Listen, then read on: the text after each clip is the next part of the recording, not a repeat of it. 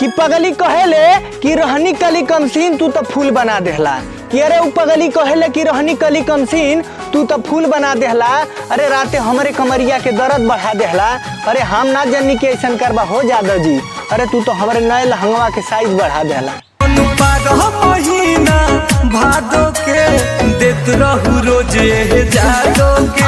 कि अरे तू हमार हऊ हमके बहुत यकीन रहल। ए करे जाए कि अरे तू हमार हऊ हमके बहुत यकीन रहल। अरे झूठ रहल मगर बहुत हसीन रहल। दुनिया बाटी बड़ी दुखदायक।